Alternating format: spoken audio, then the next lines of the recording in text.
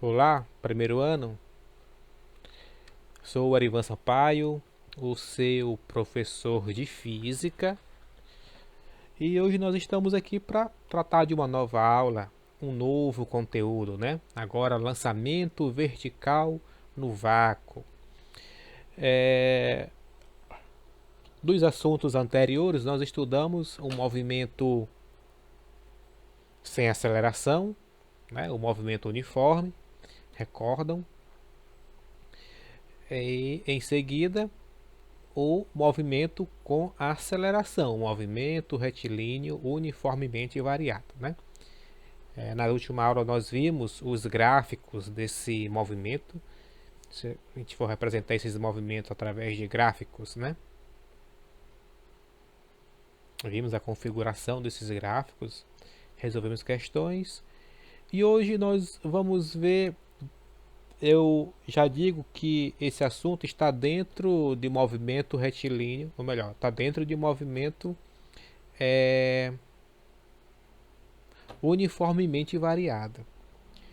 Está dentro de movimento retilíneo uniformemente variado, tá bom? Apesar do título novo, o assunto, na essência, é o mesmo. Qual é a diferença, né? É que até agora nós vimos o movimento que se dá na horizontal. Por isso nós falamos muito de corpos que rolam, carros, automóveis que se deslocam na horizontal, né? Movimento retilíneo uniformemente variado, mas na horizontal. Agora não. Essa imagem que vocês veem de um foguete, perceba que o movimento dele, pelo menos como está indicado aqui, é na vertical, tá bom? É um lançamento vertical, lançamento é no caso de um foguete aí, né? Ok?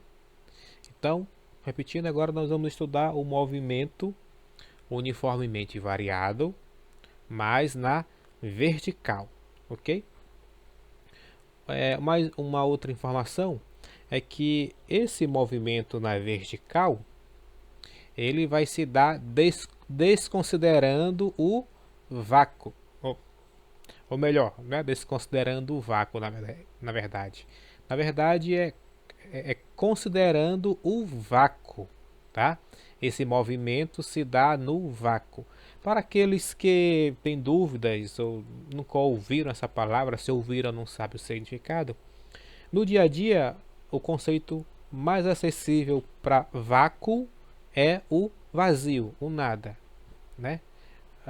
Tem uma expressão deixar alguém no vácuo ou estou no vácuo, é estar sem entender nada, né? É vazio, a cabeça vazia, a pessoa não entende nada, ficou no vácuo. Eu acho que é isso, né?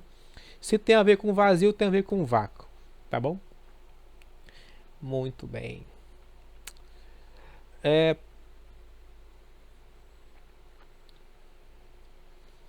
Ainda,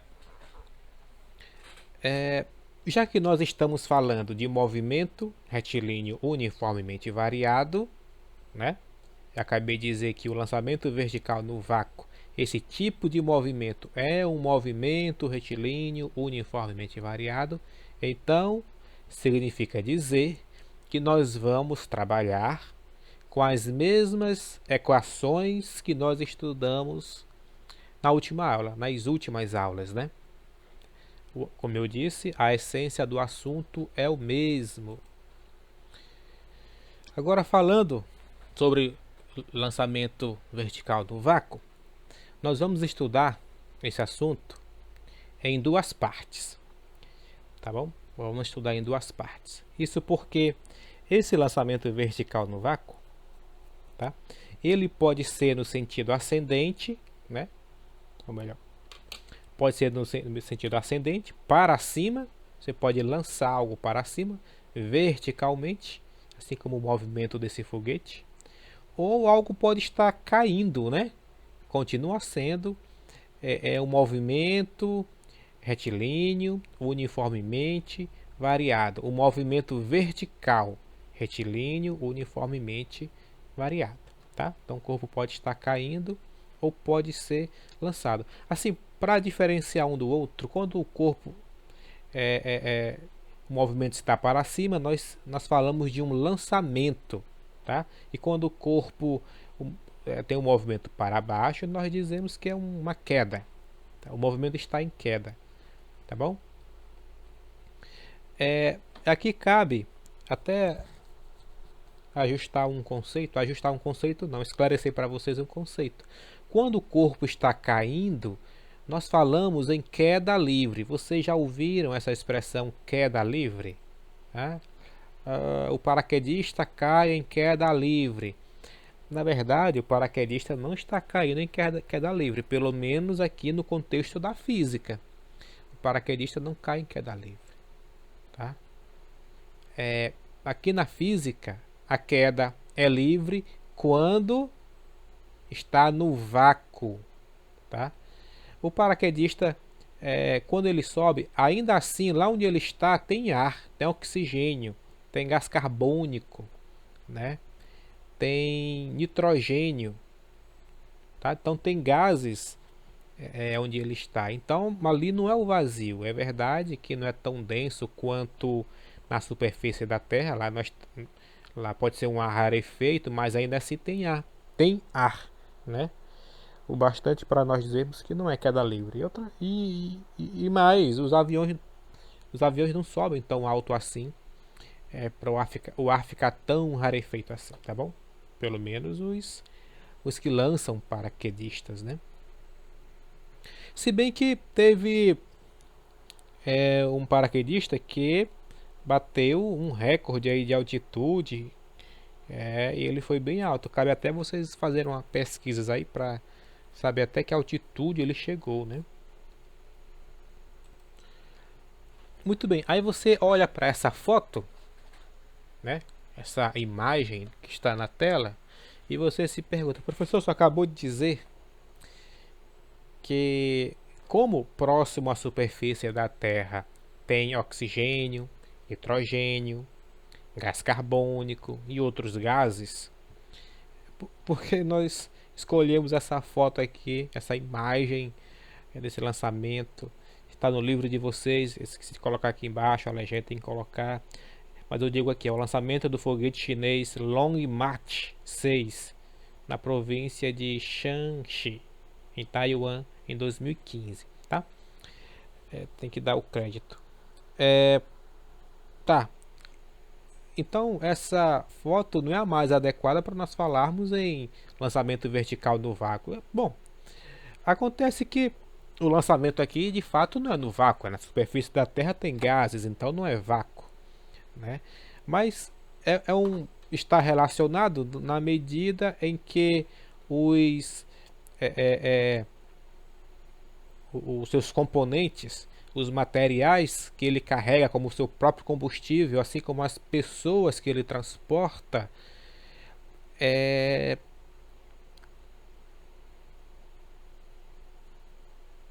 vão para o espaço e lá tem vácuo, né?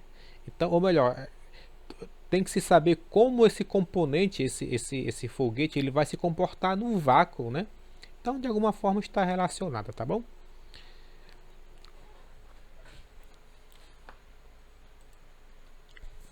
Mas de fato, o que vocês estão vendo aí, no momento que essa foto foi registrada, realmente não era um lançamento vertical no vácuo. Como eu disse, nós vamos estudar esse movimento, né, o lançamento vertical no vácuo, em duas partes. Uma quando esse movimento se dá para baixo, né, se dá para baixo, e quando esse movimento, esse lançamento se dá para cima. Deixa eu ter que ajustar isso aqui, né, pessoal? Tá muito... De novo.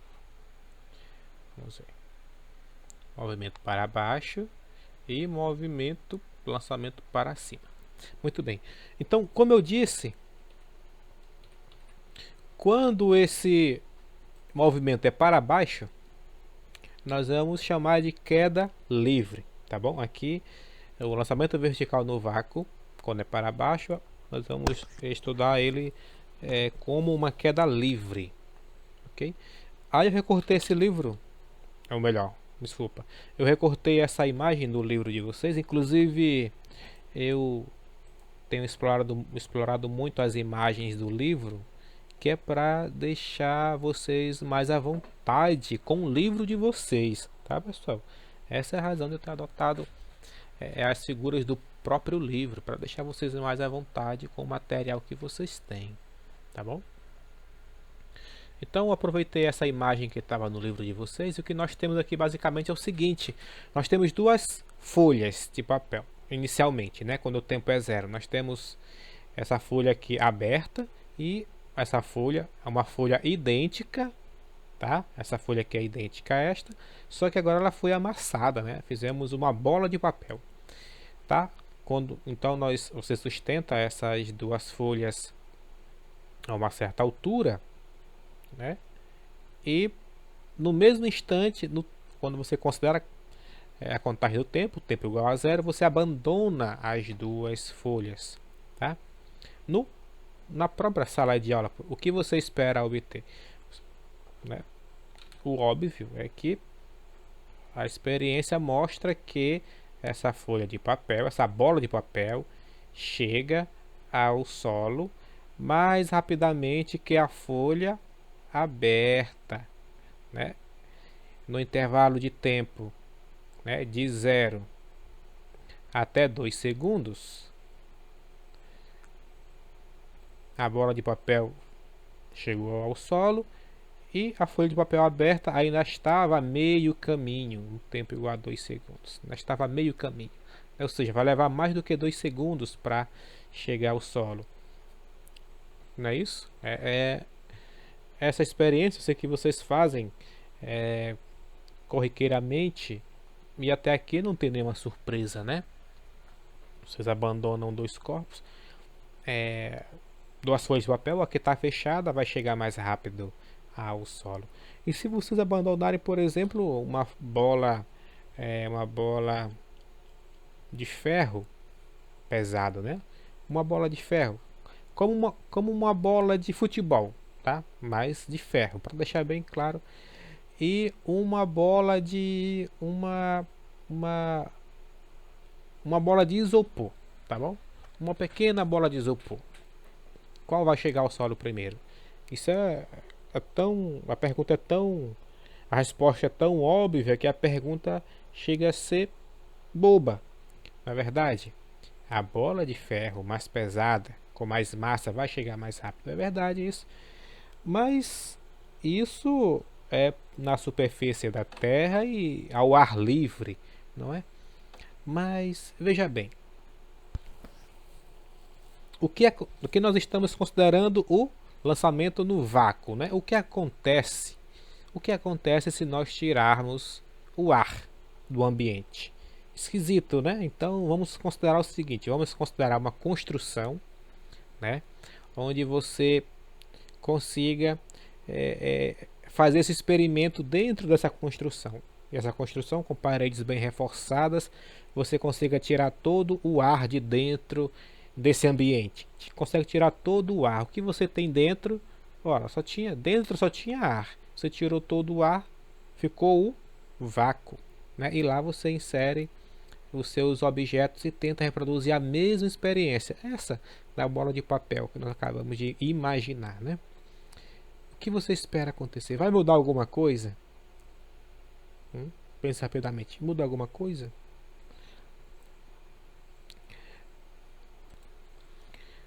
Bom, essa questão que eu estou propondo para vocês agora foi pensada por um físico chamado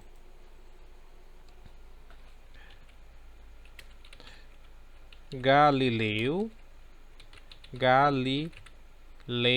Deixa eu ver se eu estou escrevendo errado, pessoal.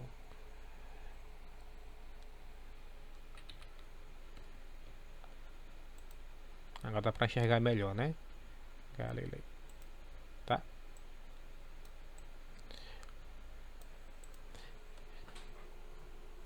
Questões como essa foi pensada no século XVI por esse físico chamado Galileu Galilei, né? Um físico italiano. veja, no século XVI, na verdade não no século XVI, né? Mas ali até Galileu Galilei não se tinha uma explicação por que os corpos caíam, né? Como eu disse, até uma experiência boba perguntar para vocês o que vai acontecer com esses corpos. Eles vão cair. Isso é a experiência do dia a dia. Nós temos bem claro isso. Pois é, mas no século XVI isso já era observado, mas até Galileu não se sabia por que os corpos caíam. Por que os corpos caem? Nós aceitamos facilmente porque é do dia a dia, mas por que os corpos caem? Eu já falei aqui em alguma aula para vocês que a causa de todo movimento é uma força, tá? Nunca esqueçam isso, tá? Qualquer estudante de física tem que saber disso. A causa de todo movimento é uma força, ok? Se os corpos estão caindo, tem alguma força atuando sobre esses corpos, né? Ué, se você abandona um corpo suspenso no ar, tá? Está suspenso, você abandona aquele corpo. Se nenhuma força atua sobre ele, ele vai ficar como ele está. Lembra da primeira lei de Newton, a lei da inércia, né? Os corpos tendem a permanecer como estão. Se nenhuma força atua sobre ele, tende a permanecer como está. Mas não, você abandona a bola de papel e ele cai. Logo, alguma força atua sobre esse corpo. Só que quem vai propor que força é essa, né, e vai tratar matematicamente, descrever matematicamente, Newton descreve Isaac Newton, tá? Que coincidentemente Isaac Newton nasce no ano que Galileu Galilei morre, tá?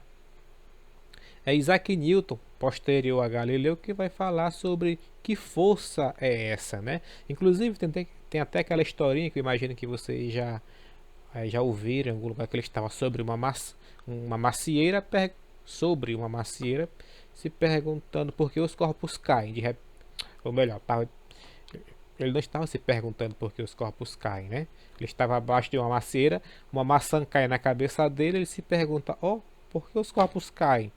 Aí ele começa a pensar, aí surgem as fórmulas. Não é assim, na verdade isso é uma historinha que se criou para se introduzir, que foi Newton que começou a pensar sobre essas questões. Por que os corpos caem? Tá? Você já se perguntou sobre isso? Qual é a razão disso? Pois é. Aí Newton vai dizer que essa força, ou melhor, que os corpos caem, né? Deixa eu até desenhar aqui. Newton vai dizer que aqui nós temos o planeta Terra. Não, dá para fazer melhor, né? Que esse editor aqui não. Aqui nós temos o planeta Terra. Não melhorou muito não. Não melhorou muito não, tá? Então, tudo que está na superfície ou próximo à superfície da Terra se movimenta em sua direção, né? Ou seja, os corpos caem em direção ao centro da Terra, tá bom? Os corpos, naturalmente, a Terra, se bem que a Terra não é bem redonda mesmo, os corpos eles não caem dessa forma naturalmente, tá?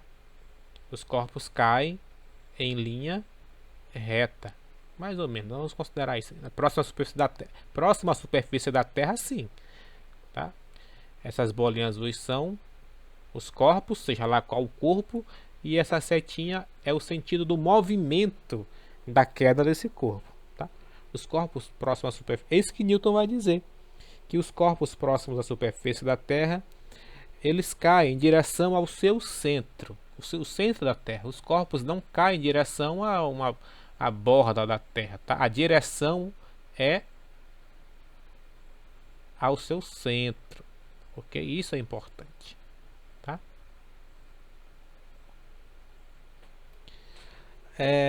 Isso aqui é errado. Muito bem. Newton vem e afirma isso. Mas Newton não diz o que é a gravidade. Ele só diz que existe e não explica de onde, como surge a gravidade. Ele vem, faz a afirmação experimentalmente, aproveitando trabalhos de outros físicos. Ele formula as leis do movimento. Então, pessoal, dois nomes importantes quando nós falamos de movimento em queda livre é o Galileu Galilei e Isaac Newton. Isaac Newton vem dizer, como eu disse, na verdade, ou melhor, Isaac Newton vem afirmar que os corpos caem em direção ao centro da Terra. Então tem uma força que atua sobre esses corpos, estão em movimento, né?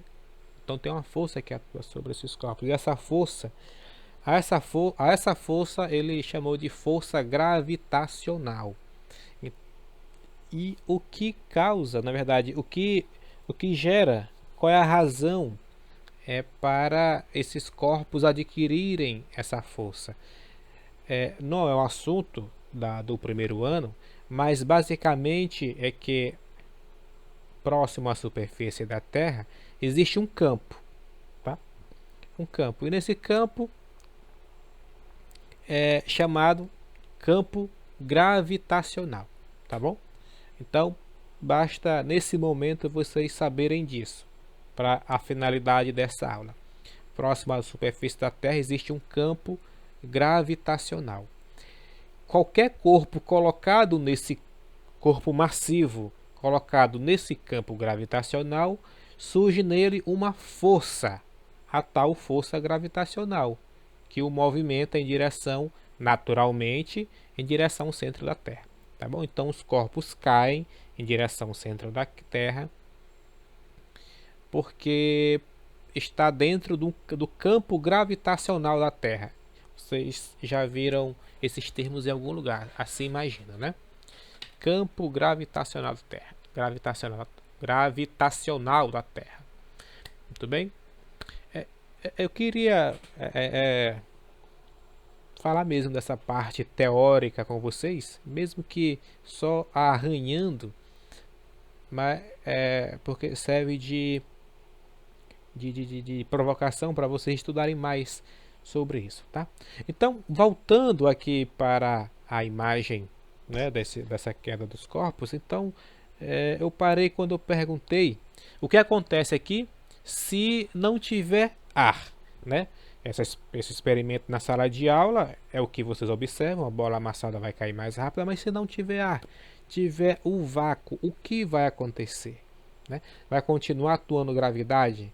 Ou melhor, a gravidade vai atuar atuando, esses corpos vão cair? Vão cair, tá bom? Porque nós estamos atirando o ar, né? E não a gravidade, né? A gravidade vai continuar atuando. O que vai acontecer? Pessoal, esses corpos, tanto a folha amassada quanto a folha plana, eles vão cair. A razão, como eu disse, a razão a influência do ar,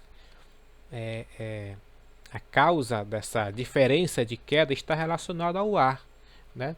Ao ar, porque o ar ele causa uma resistência, ele funciona como uma barreira, uma resistência à passagem dos corpos, mesmo que seja pouca. Enquanto você anda, você não percebe essa resistência do ar, né? Mas andando de moto ou de carro, que já é uma velocidade considerável que você não vai atingir correndo a pé, veja, quando o carro está a 100 km por hora, se você põe a mão para fora da janela, você percebe uma grande resistência do ar. Aí fica bem claro, né, que o ar tem uma resistência. Não é considerável em baixas velocidades, de fato. Agora imagine a velocidade daquele foguete que iniciei a aula mostrando uma imagem para vocês. A que velocidade chega um foguete, né? Como é considerável a resistência do ar àquela velocidade. Tá? Então os corpos chegam, a bola de papel vai chegar mais rápida no solo devido a porque ela, por ter uma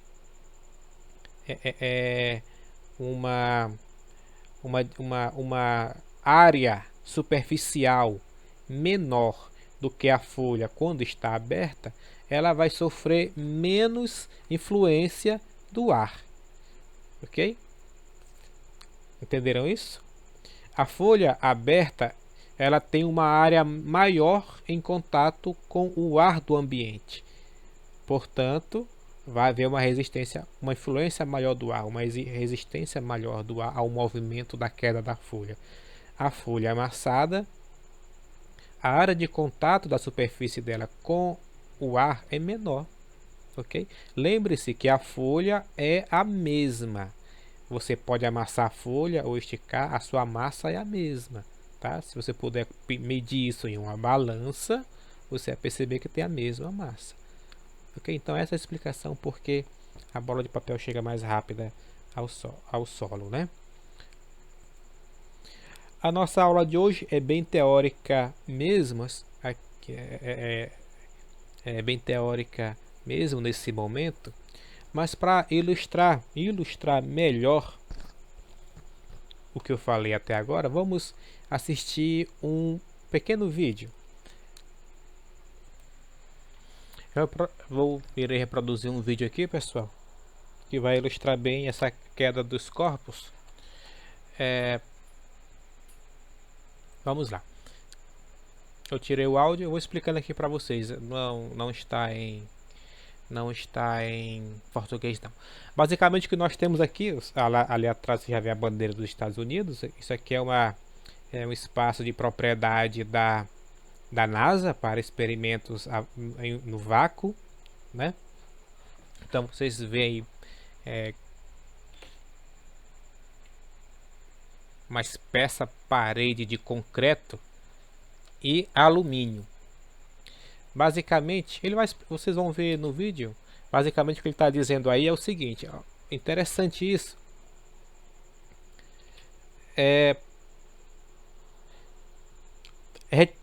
Retirar todo o ar de dentro desse espaço aí, né? Retirar o ar de dentro desse espaço vai fazer a pressão externa ficar muito grande. Então, se você não tem paredes bem fortes para sustentar toda essa pressão sobre as paredes de fora para dentro, o que acontece? Isso seria esmagado, né? Então, basicamente o que vai nos interessar aqui é o seguinte: nós vamos será abandonado dois corpos. Vocês já perceberam que é uma bola de boliche? Não sei. E algumas penas. Aí não está no vácuo, pessoal, tá? Ainda não está no vácuo. Então, se nós abandonamos, o que acontece? A bola, que é mais massiva, chega mais rápida ao solo. Bom, é a bola de papel, né? Que nós acabamos de ver.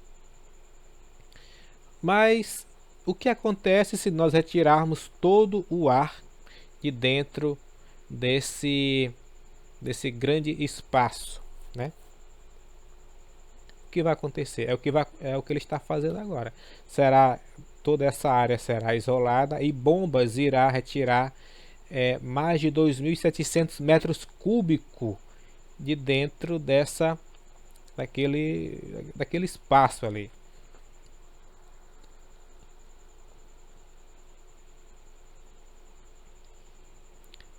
A massa de ar que será retirada dali é mais de 30 mil quilos. O ar tem peso, isso vocês já sabem, né? Massa tem peso. Em condições normais, ali dentro tem mais de 30 mil quilos de ar. O ar que está ali tem mais de 30 mil quilos. Todo esse ar será retirado e não vai ficar mais do que aproximadamente 2 gramas de ar, porque não dá para fazer o vácuo perfeito, tá? Não existe o vácuo perfeito. Então, mais de 30 mil quilos de ar para 2 gramas de ar. E então, abandonando esses dois corpos no vácuo, olha o que acontece, pessoal.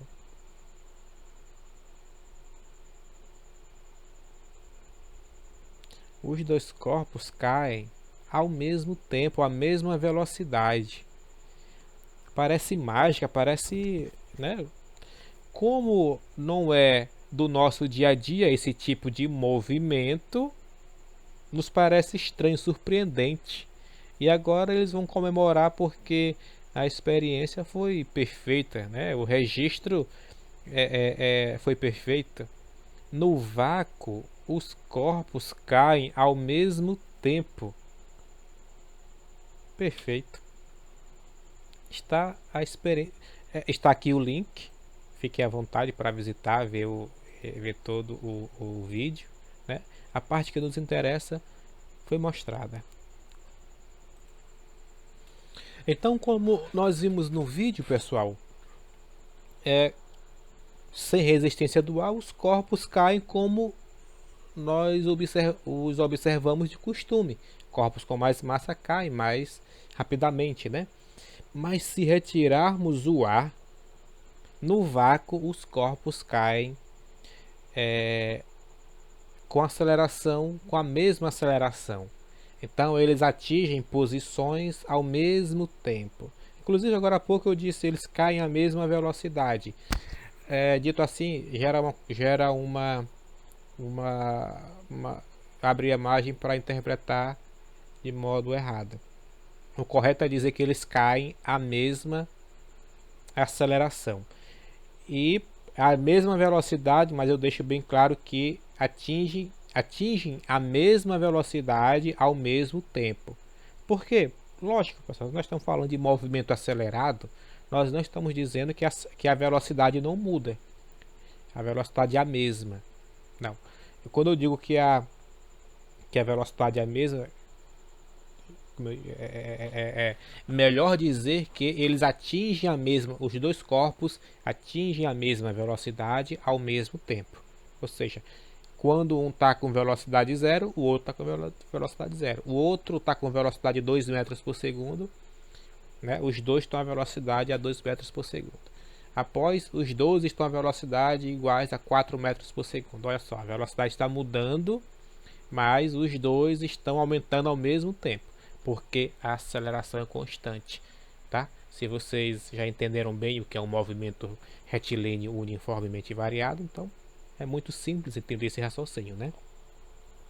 Mas se não entenderam isso ainda, pessoal, manda essa dúvida para mim, tá bom? Que nós vamos ver uma forma de sanar essa dúvida, né? A princípio, todos eu quero dizer o seguinte: a princípio, imagine que todos já tenham estejam cientes disso, né? Entendido isso. Então vamos lá. Eu convenci vocês que corpos caem à mesma velocidade quando caem no vácuo sem resistência do ar, né? Melhor, apresentei elementos aqui, eu não estou convencendo ninguém, na verdade, eu estou só apresentando alguns elementos aqui, tá bom? Nós temos ainda, eu trouxe do livro de vocês ainda essa imagem aqui, né? E aproveitei os cálculos que já está lá. E é o seguinte, tá? Os corpos caem com a mesma aceleração. Então, se você colocar um terceiro corpo ali, naquele experimento do vídeo, vai cair com a mesma aceleração? Vai.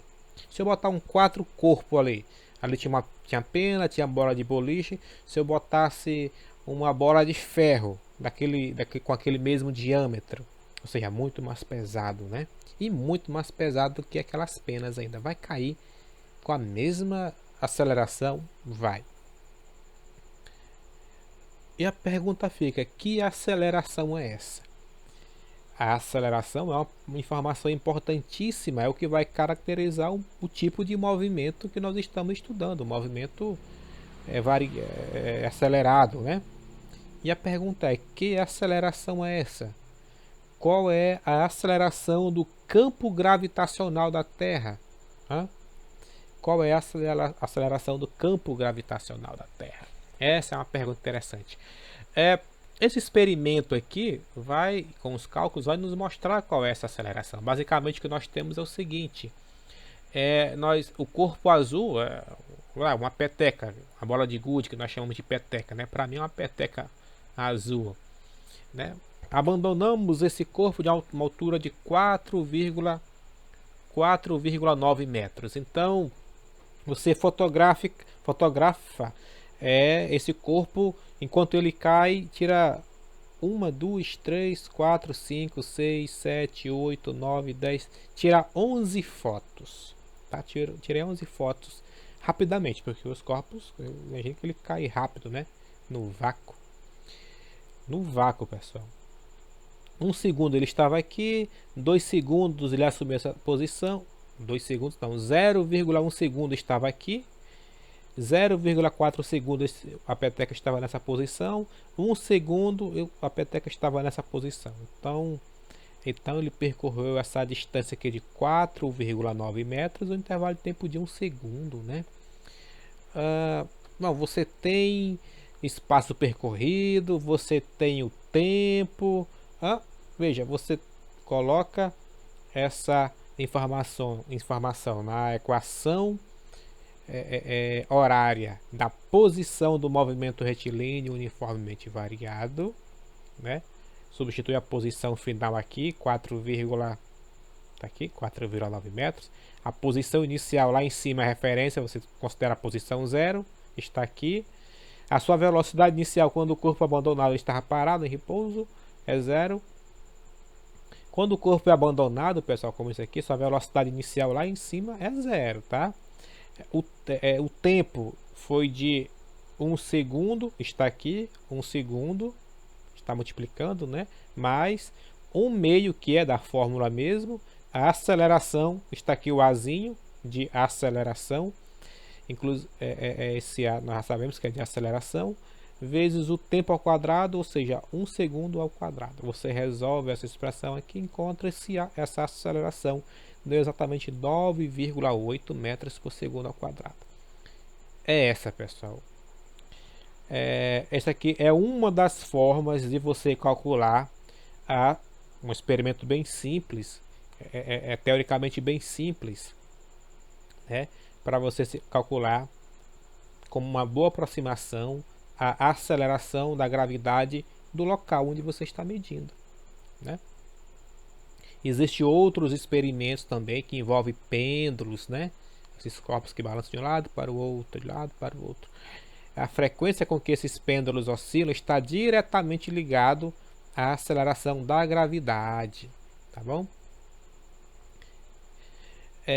Como é que você consegue tirar... Eu disse que esse experimento é teoricamente simples, mas na prática não é tão fácil assim, porque você precisa do vácuo. Não é fácil você produzir o vácuo, né? Um vácuo ideal, próximo do ideal, não é fácil você produzir. E outra coisa, essa máquina fotográfica aqui que tirou essas fotos, ela tirou 11 fotos em 1 segundo, né? Bom, você tem alguma... O seu celular faz isso? Tirar 11 fotos em 1 segundo? Eu acho que não, né? Pois é, aqui é um instrumento é um instrumento especial para tirar essa foto. É um instrumento feito com essa finalidade. É como se fosse uma máquina fotográfica, mas com um obturador que se abre e fecha muito rapidamente. Com isso, ele consegue tirar milhares de fotos por minuto ou por segundo. Vou confirmar essa informação. Pesquisa aí, pessoal, quantas fotos um estroboscópio consegue tirar por minuto, okay? Ou por segundo. Estroboscópio é um instrumento usado para tirar essas fotos rapidamente, tá?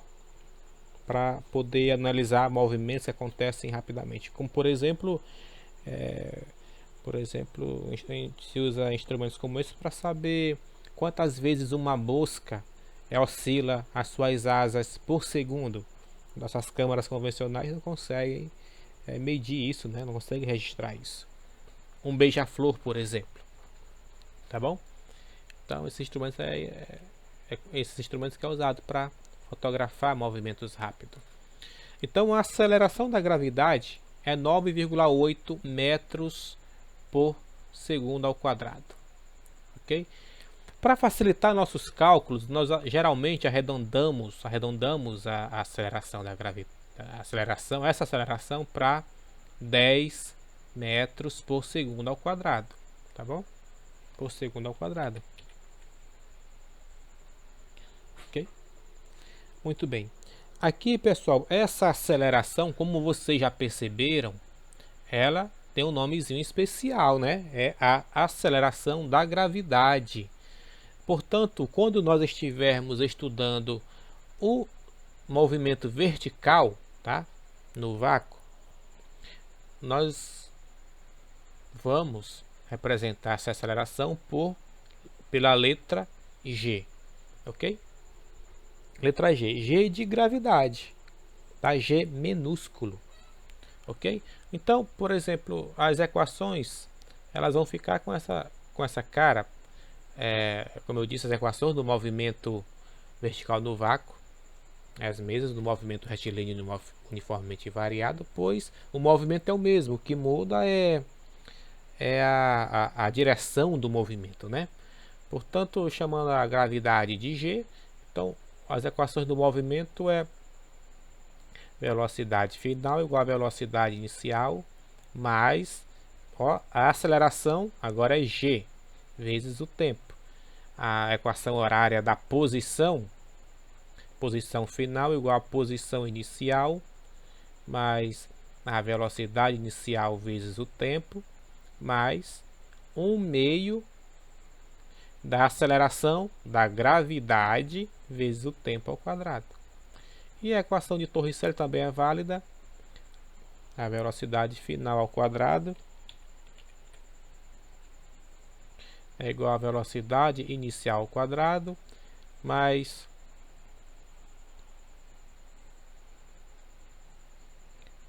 duas vezes a aceleração da gravidade vezes a variação do espaço, ok?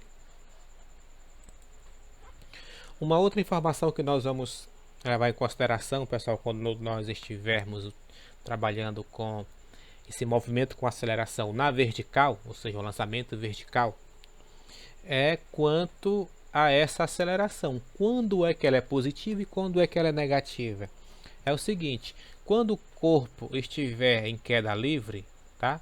O corpo estiver caindo, tá? Aqui é o corpo e essa setinha está indicando o sentido do seu movimento. Esse corpo está caindo com uma certa velocidade, né? Uma certa velocidade aqui, uma certa aceleração que nós já sabemos qual é.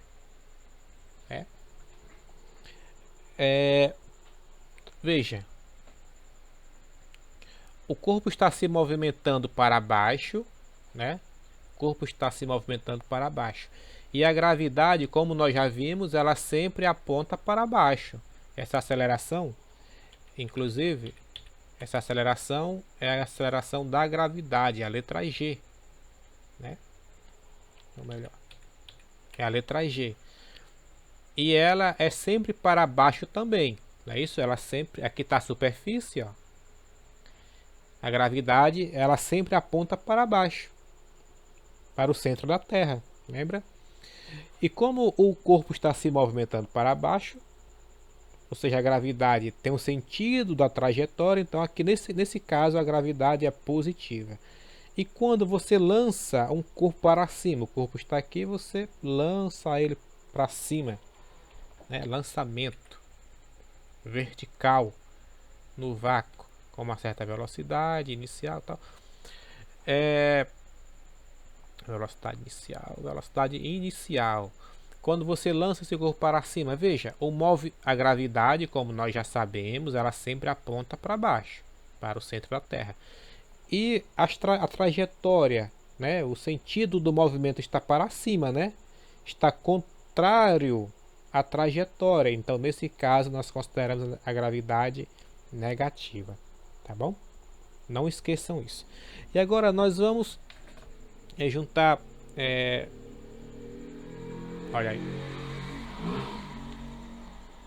Vamos juntar essas informações teóricas e vamos resolver uma questão. Então vamos lá, pessoal. Para nós usarmos esses conceitos que nós acabamos de aprender, né? Fixar essa aula. Vocês percebem que não tem nada diferente no que se refere a cálculo das aulas anteriores, né, de movimento acelerado, mas tem algumas peculiaridades, algumas peculiaridades que nós temos que nos atentar para entender essas questões, né? Deixa eu ler aqui a quinta questão da atividade desse assunto. Durante uma ventania, um vaso cai da janela do 13º andar de um prédio de 11,5 metros de altura. Enquanto isso, uma pessoa caminha em direção ao prédio, né? Uma pessoa caminha em direção ao prédio com uma velocidade escalar de 1,5 metros por segundo. Despreze a resistência do ar, então o movimento está no vácuo, né? E calcule a distância inicial entre a pessoa e a base do prédio para que o vaso caia no chão rente aos pés da pessoa. Ok, pessoal? Então nós temos aqui um vaso a uma altura aqui de 11,25 metros. Ocorre um vento e esse vaso cai, se desprende, cai no chão. Tudo bem? Ele vai cair no chão. Enquanto esse vaso cai, uma pessoa inicialmente, quando o vaso começa o movimento de queda, uma pessoa se encontra a uma distância D aqui desse ponto onde o vaso vai cair. A pergunta qual é essa distância, né? A que distância o homem estava quando o vaso iniciou o movimento de queda livre, de modo que quando o vaso toca ao chão é rente ao pé dessa pessoa, tá? Fato, o movimento retilíneo uniformemente variado, então nós vamos usar as mesmas equações, né? A equação horária da velocidade, da posição, a equação de Torricelli, ok? As mesmas equações. A questão é qual delas nós vamos usar. Por exemplo, a equação de Torricelli não é. Isso já é óbvio porque essa questão envolve tempo, né? Bom, se vocês já estão manjando da questão das características desse problema, perceberam que deve ter percebido que essa questão vai envolver o tempo. Então, não é equação de Torricelli. Tá? Então fica a equação horária da velocidade e a equação horária da posição, né? Vamos ver se essas equações têm os dados que nós precisamos. A equação horária da velocidade do movimento do MRUV, é velocidade final, igual a velocidade inicial mais aceleração vezes tempo. Olha só, trabalha com distância. Trabalha com distância. Então, essa informação que nós queremos não envolve essa equação. Essa equação não trabalha com distância. Nós queremos calcular esse D, que distância o indivíduo estava a princípio, né?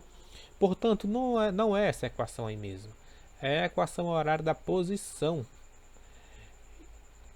Ou seja, posição final é igual a posição inicial mais velocidade inicial vezes o tempo mais 1/2 da aceleração. A aceleração aqui é a gravidade vezes o tempo ao quadrado, tá? Existe outro movimento, né, pessoal? Essa equação aqui, fique bem claro que nós estamos falando da equação que vai descrever o movimento de queda do vaso. O movimento de queda é o movimento acelerado. Fique bem claro isso. Vamos descrever agora a equação que descreve o movimento do indivíduo. A questão já diz o seguinte: ela caminha em direção ao prédio com velocidade escalar constante. Velocidade escalar constante de 1,5 metros por segundo. Esse movimento tem aceleração, pessoal? Claro que não, né? Claro que não. A essa altura do campeonato, todo mundo sabe que se a velocidade escalar é constante, a aceleração é zero. O movimento é uniforme. É o MU, só o movimento uniforme. Uma equação do movimento uniforme que envolve posição é posição final é igual posição inicial mais velocidade vezes tempo. Perfeito, né?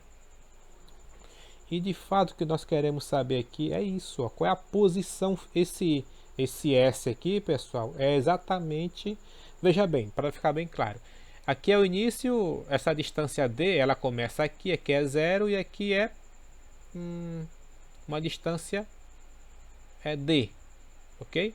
Daqui para cá tem uma distância D, aqui é zero, posição inicial, zero, posição final igual a D, ok? Fique bem claro isso.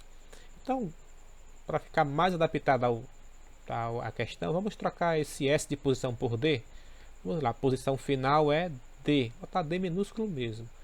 A posição inicial é o Dzinho, mais a velocidade que é constante, vezes o tempo. Tá? Vamos trabalhar primeiro com essa equação aqui, a equação do movimento do vaso.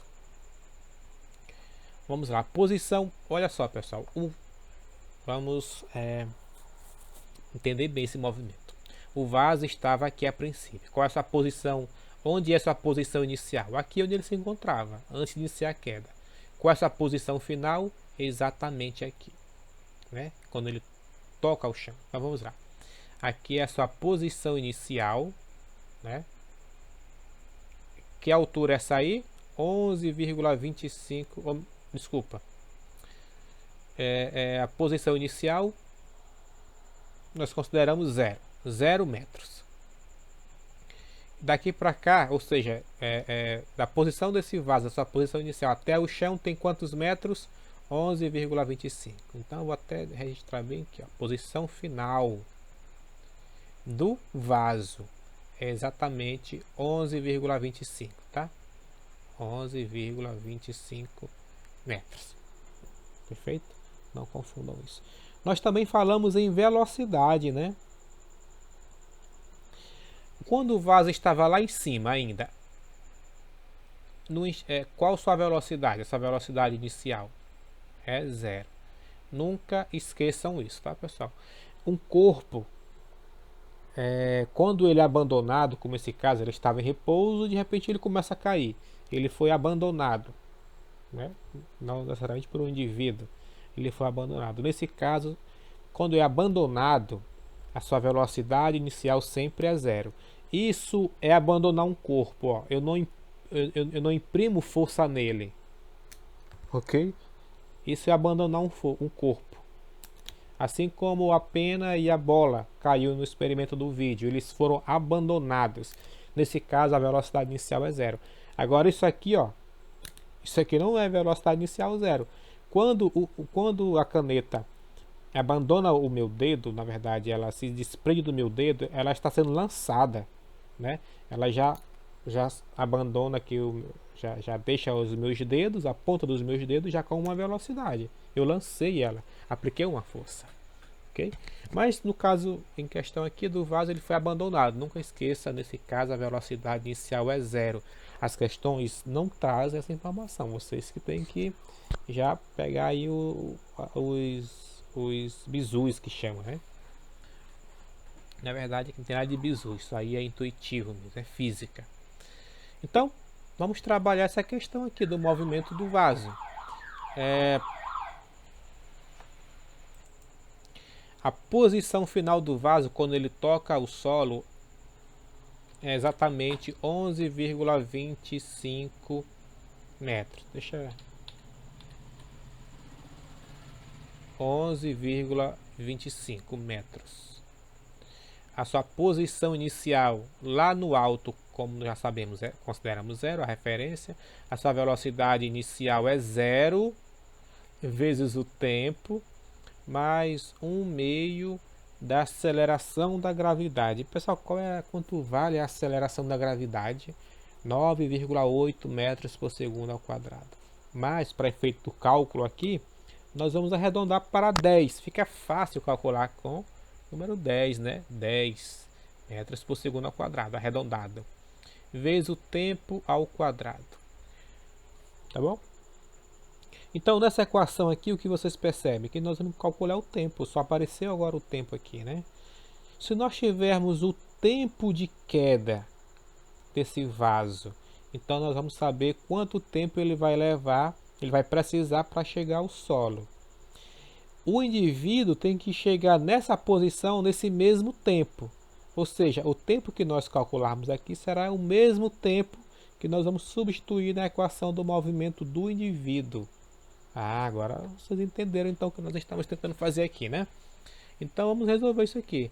Isso aqui 0 vezes t dá 0, 1/2 de 10 dá 5, 5t ao quadrado. Né? 5t ao quadrado igual a, ficou 11,25. Então, t é igual... Pessoal, esse 5 está multiplicando, vem dividindo, né? 11 é t ao quadrado. Vamos lá. Depois eu passo a raiz. T ao quadrado é igual a 11,25 dividido para 5. Quanto é que vai dar isso aí? Vou usar aqui a calculadora. Vou usar a calculadora aí.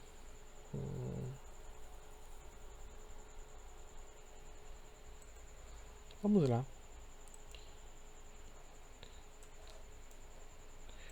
11,25 divide para 5, isso dá 2,25. Então, t ao quadrado é igual a 2,25. Essa raiz, ou melhor, essa potência, o inverso dela é a raiz, né? Então, t é igual a raiz quadrada de 2,25. 2,25. Então t é igual, qual é a raiz quadrada de 2,25? Se fosse 225 era 15, né? A raiz de 225 é 15. Então é 1,5, né, pessoal? 1,5. 1,5 segundos.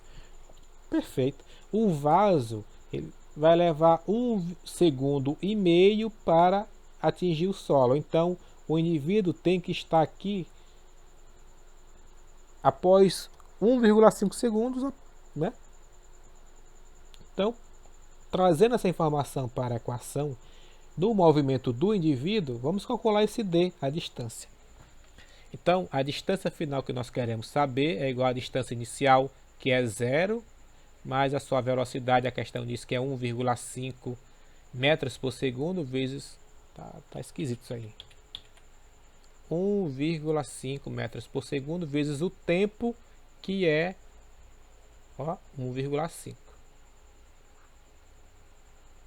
Então, essa distância, pessoal, é 1,5 vezes 1,5, que vai dar o mesmo 2,25, né? Não é isso? 15 vezes 15, 225. Duas casas decimais, 1, 2. Está aqui a vírgula. E a distância sempre em metros. Pessoal, eu não falei antes, mas não foi um problema. Nós não tivemos problemas aqui com unidades de medida, né? A distância sempre em metros, velocidade sempre em metros por segundo. Então, a questão não quis nos causar problema com isso. Está resolvida a questão, pessoal. Era a pergunta aqui.